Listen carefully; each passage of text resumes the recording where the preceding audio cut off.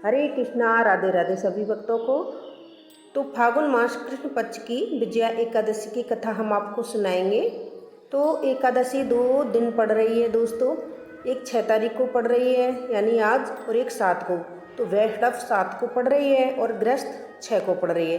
जो जैसा चाहे उसी प्रकार रह सकता है, दोनों एकादशियाँ शुभ हैं। तो हम कथा प्रारंभ करते हैं।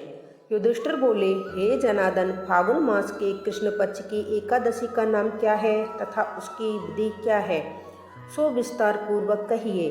भगवान श्री कृष्ण बोले, हे राजन, फागुन मास की कृष्ण पक्ष की एकादशी का नाम विजया एकादशी है। इस व्रत के प्रभाव से मनुष्य को विजय प्राप्त होती है। इस विजया एकादशी के महत्व के श्रवण व पठन से समस्त पापों का नाश हो जाता है। एक समय देव ऋषि नारद जी ने ब्रह्मा जी से प्रश्न किया, महाराज, आप मुझे फागुन मास की कृष्ण पक्ष की विजया एकादशी का व्रत विधान बताइए। ब्रह्मा जी बोले, हे नारद, विजया एकादशी का व्रत पुराने तथा नए पापों को नष्ट करने वाला है। यह समस्त पापों को विजय प्रदान करता है। अब इसकी विस्तृत कथा सुनो।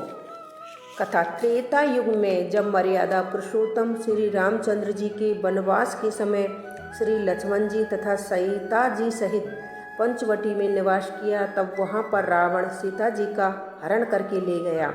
इस दुख से श्री रामचंद्र जी तथा लक्ष्मण जी अत्यंत व्याकुल हुए और सीता जी की खोज में चल दिए।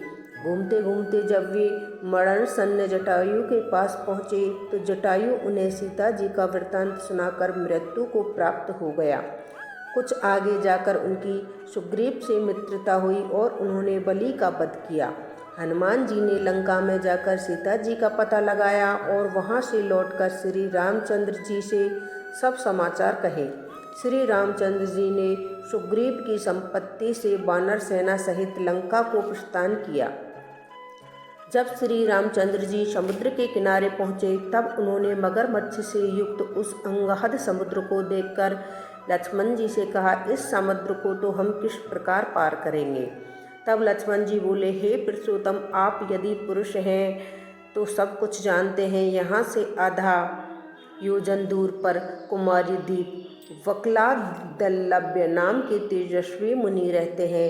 आप उनके पास जाकर इसका प्रश्न पूछिए और उपाय पूछिए। लक्ष्मण जी के इस प्रकार के वचन सुनकर श्री रामचंद्र जी वक्दालभ्य ऋषि के पास गए और उनको प्रणाम करके बैठ गए। मुनि उनको पहचान गए। उन्होंने मनुष्य रूप धारण किए मर्यादा पुरुषोत्तम से पूछा, हे राम, आपका आना कैसे हुआ। रामचंद्र जी कहने लगे, हे ऋषिवर, मैं अपनी सेना सहित यहाँ आया हूँ और राक्षसों को जीतने के लिए लंका जा रहा हूँ। आप कृपा करके समुद्र पार करने का कोई उपाय बताइए।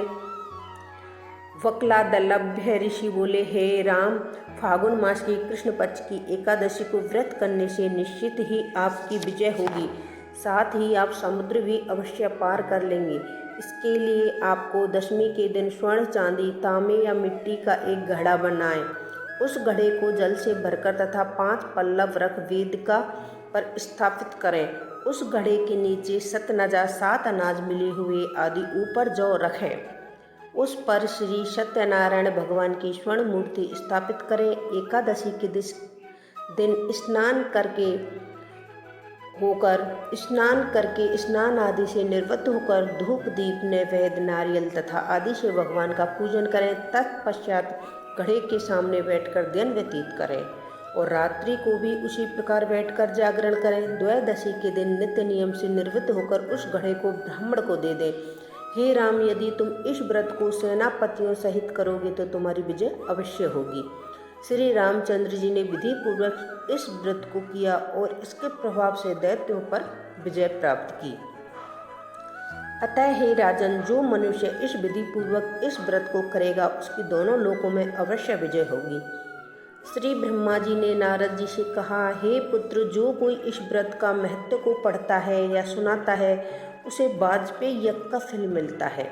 फलाहार इस दिन सिंघाड़े का सागार लेना चाहिए। सिंघाड़े, कुटू व दूध से बने पदार्थ, फल आदि सेवन कर सकते हैं। जय विष्णु भगवान की, एकादशी मैया की जय।